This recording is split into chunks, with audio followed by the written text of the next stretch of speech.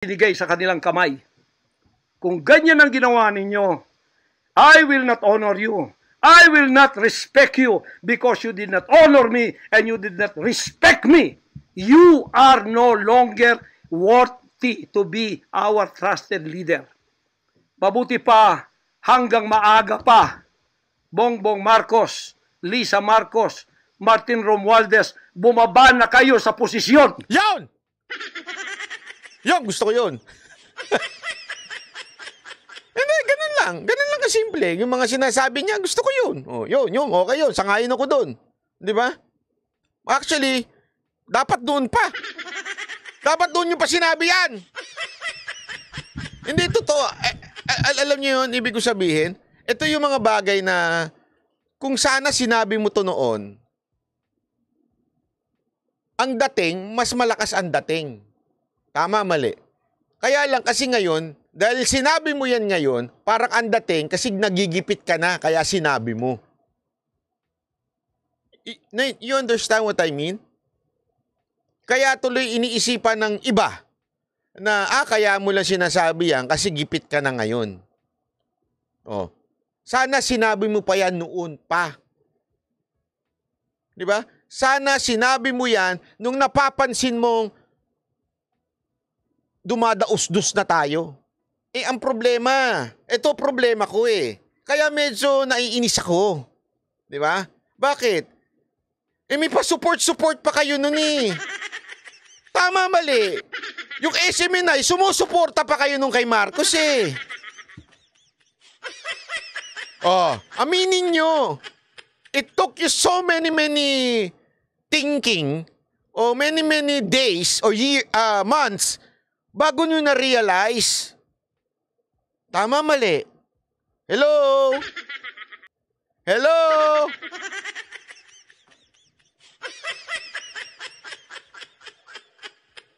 Diba?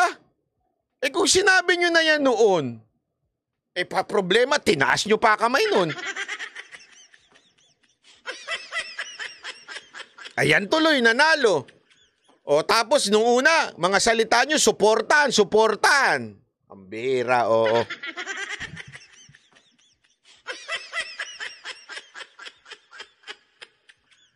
Hindi, alam mo yung kaya, yung iba tuwan-tuwa kasi, oo, kami matagal na namin pinananawagan yan. Kaming mga banateros, ang tagal na kami nananawagan. Di ba? Kaya nga nakakaano kasi pinaabot nyo pa. Alam mo, meron nga nagsabi sa akin May nagsabi sa akin. Alam mo sabi sa akin? Pag lalo pang tumagal, mas lalo mahirap maparesign ito si Marcos. Bakit? Masyado na sila makapangyarihan. Ang dami na nilang pera. Which is totoo. The more na tumatagal, mas nagkakaroon sila ng sa kapangyarihan. That includes financial. Tama, mali. Tapos sasabihin nyo, mag-resign ka. Ngayon na nagipit ka, tsaka mo sasabihin mag-resign. Hindi, although, sige, okay na. Pero isa lang masasabi natin, yung sinabi ni Randel Bunagan, I told you so.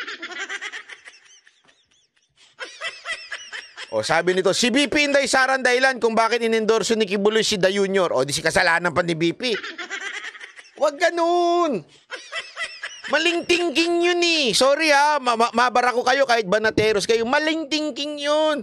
Kasalanan ni BP Sara kaya na yung binoto si Marcos. Bali. Bakit? Hawak ba ni Mayor Sara Duterte, BP Sara Duterte mga kamay nyo? Para isulat ang pangalan ni Marcos? Nangwewe naman Yung mga ganyang klaseng dahilan, naiirita ako sa mga pasensya na wag ko kayo magagalit, pero naiiris ako sa mga Pilipinong ganyan. Sisisihin pa si BP Sara Duterte. Kasi siya naman ang kumampi kay Marcos, siya naman May utak kayo? Ano kayo nadidiktahan ni Sara Duterte? Wala ba kayong utak para mag-isip? Hindi naman ang pagboto naman presidente at vice president, hindi naman necessary kailangan magkasama. Pwede naman iboto nyo yun, tapos ibaboto ninyo yung presidente. Yung sasabihin nyo, hindi, kasi kaya ako binoto kasi kasi sabi niya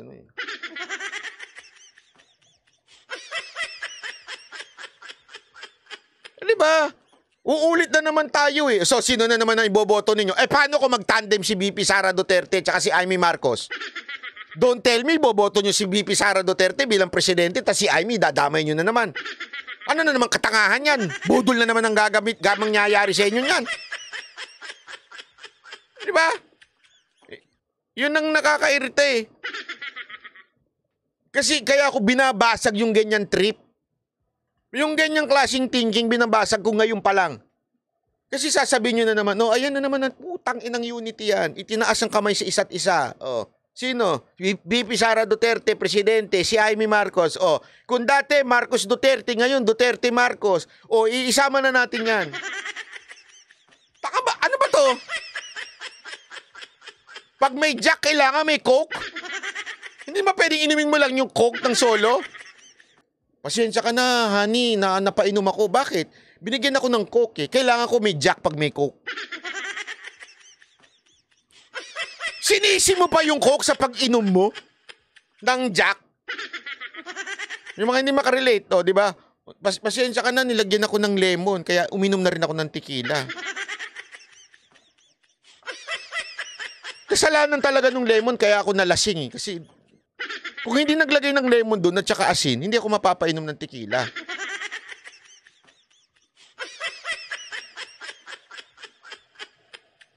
Oh, 'di ba? 'Yun ang sinasabi ko. Kaya tayo na, alam mo, kaya ako nung pinapanood ko 'to, sabi ko, ganun lang eh.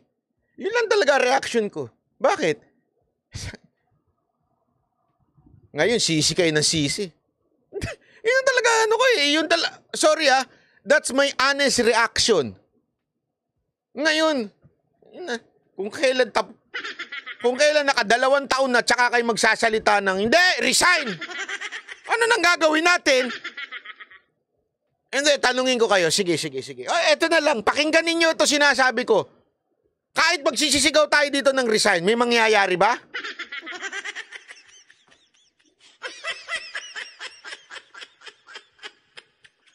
Hindi, sige nga, tanungin ko kayo. Sa tingin nyo ba magre-resign kahit sigaw tayo ng sigaw dito na resign?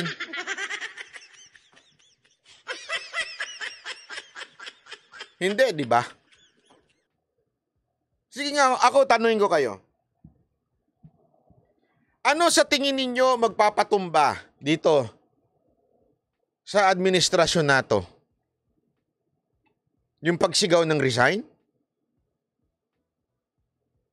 Pag-iingay ni Maharlika? Pag ano ng sino man dyan? Huwag niyong kakalimutan kung kayo talaga matalinong nag-iisip. Kung matalino kayo nag-iisip, 6 na taong ginawa yan. Na mga dilawan tayo dito kay Duterte, wala nangyari. O sabihin ninyo, iba naman si Duterte, iba naman si Marcos. Oo, still. Ang punto kasi dito, ang taong bayan, sa ngayon, ang iniisip, laman, pagkain, at yung mga basic needs kung na-fulfill sa kanila. Tandaan nyo yan. Tayong mga maiingay dito, tayong nagsisisigaw dito sa social media, iilan lang ho tayo. Wala pa tayo 1 milyon na nag-iingay. Yung iba tahimik. Bakit kanyo? Ito. Saan? Dito sila busy. Maghanap ng pagkain, maghanap ng trabaho. Kaya nga, hindi nyo napapansin? Ano ang ginagawa ng administrasyon? Puro lintik na ayuda. Kasi that's the only way, that's the only language people are hearing. Money. Ayuda. Alam nyo, simple lang to. Alam nyo ba, pagdating mo sa social class, C and D and E, actually D and E is 70%. Na ano yan? Nasa statistic natin yan. Hindi mayayaman ng Pilipino, nasa D and E 70%. Sa madaling salita, pakainin mo yan D and E. Limusan mo yan D and E. Hindi gagalaw yan. Ang importante sa kanila, may makain sila, may pera sila. Kaya nga, Yung administrasyon, ang focus, ayuda, ayuda, ayuda. Pakainin lang natin ng pakainin. Hayaan mo yung mga lintik na may ingay. Magpakain lang tayo na magpakain. Mantakin mo, 100 niya, pumipirma sila eh. Hindi nila alam ang ano ha. Isipin nyo to ha. Bakit nila kinakana yung 100? Kasi ganun tayo kahirap. Kaya nga, alam nyo, gusto nyo bang malaman kung papaano mapaano ito? Simple lang. Educate the people. Shouting resign will do nothing. You have to educate the people, including the DNE and including the AFP. Bakit kanyo? Sila lang ang kayang magtanggal ng presidente. Wala nang iba. Yung mga quote-unquote may pera o... wag tayo magtarantaduhan. Sige. Ilan ang OFW dito? Sige nga. Ilan ang OFW dito na uuwi kayo pag nagkaroon ng rally? O ito.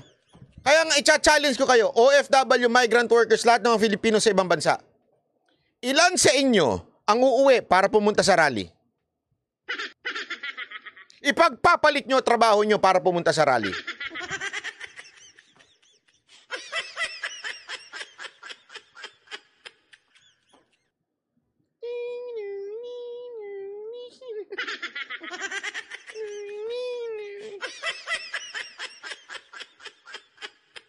Halimbawa lang yan.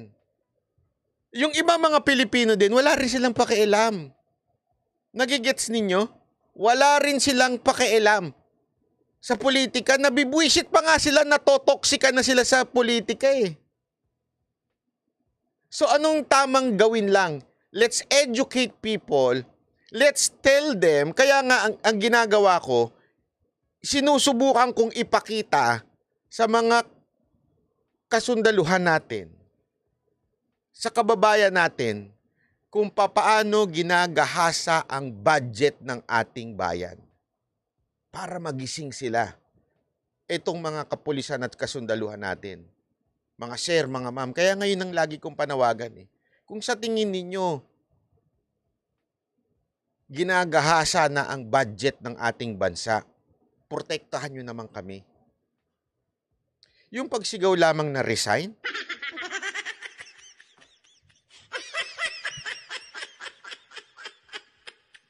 oh, di ba? Ang dami nagsasabing hindi ako uwi, hindi ako uwi, hindi ako uwi.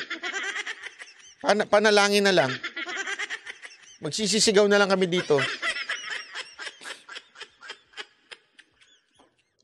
Wait, there's more. Yang mga nagsasabing hindi sila uuwi, yan pa yung mga nakakarinig at banateros na nandito. Ibig sabihin, they know the truth. They've been listening to the corruption na nangyayari sa Pilipinas and yet they will not go home. How much more yung mga taong hindi naman nakakapanood? Yung walang pakialam, ang gusto lang nila magkalma, mag-TikTok na mag-TikTok.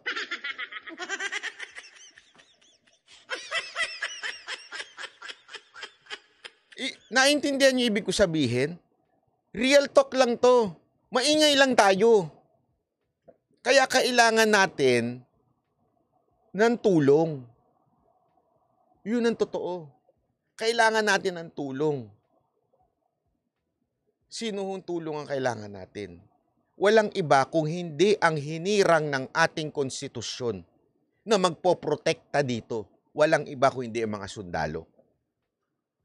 Linawin ko ha, hindi ho ako nag-aaya magkaroon ng revolusyon. Hindi ko gusto magkaroon ng revolusyon.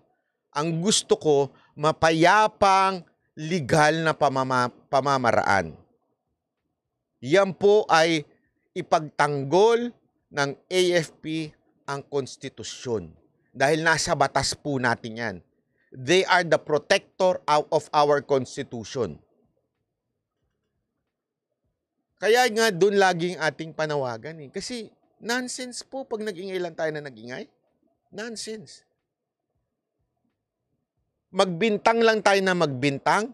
Kaya nga ano eh, Maniwala, hindi na ako dito si Kibuloy, yung mga vlogger na bintang lang ng bintang ng bintang ng kung ano-ano sa administrasyon ni Marcos, hindi naman nakakatulong yan. Nakakatulong lang yan sa views nila at sa kita nila. Nakakatulong lang yan sa pagkukrus nila.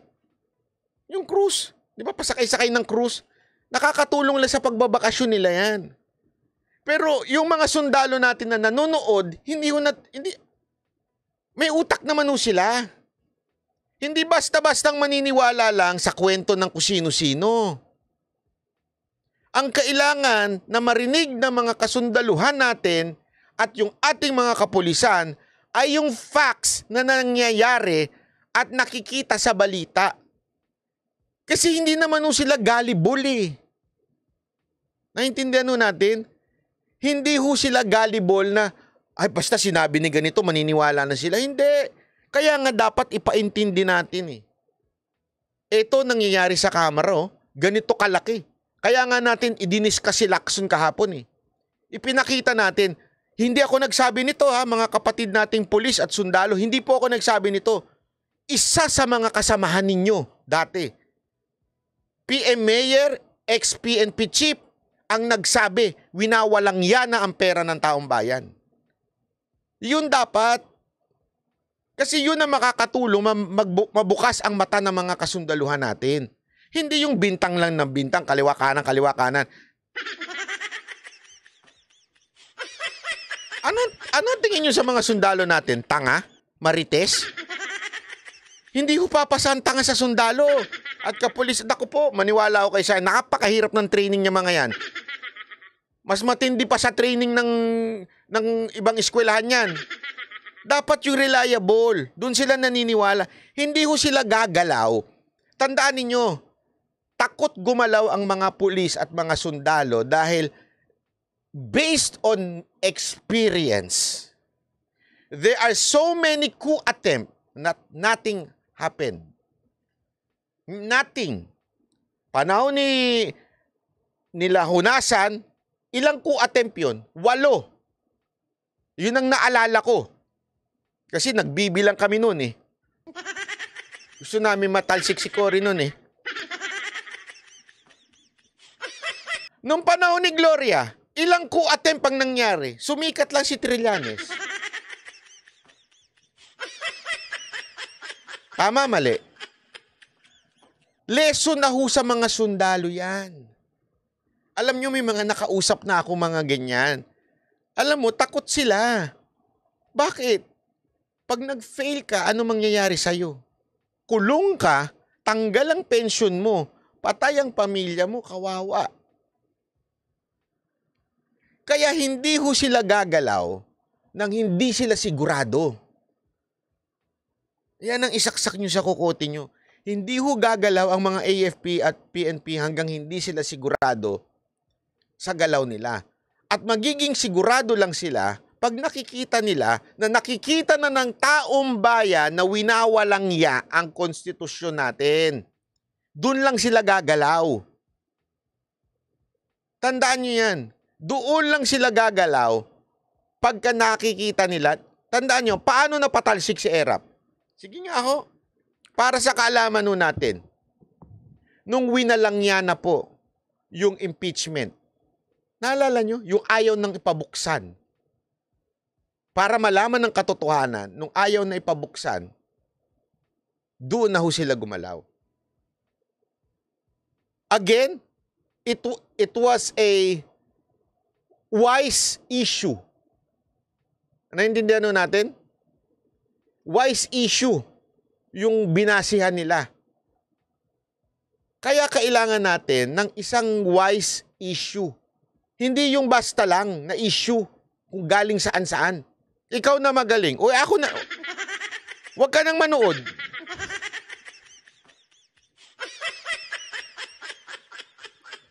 Kaya ako, nakikita ko talaga na maaaring magbukas ng mata ng ating mga kasundaluhan at kapulisan kung papaano winawalang niya ang pera ng taong bayan. Kaya nga lagi ko sinasabi, di ba? Isipin nyo to tinarantado yung pensyon ninyo AFP. Di ba? Binawasan kayo, pinakontribute kayo. Pero magkano ang dinagdag sa mga putang inang ayuda na ginagamit lamang ng mga congressman? Tandaan ninyo, hindi nga alam nung ahensya ng gobyerno yun. Isipin nyo na mabuti na hindi alam ng ahensya ng gobyerno na meron palang bilyon-bilyon, 100 plus, 27 plus billion na dinagdag. Ang tawag nga doon, insertion. Anong tawag dati doon? Pork barrel. Ganun ang ginawa ng Kamara. Habang kayong mga AFP, magbigay kayo. Mag-contribute kayo.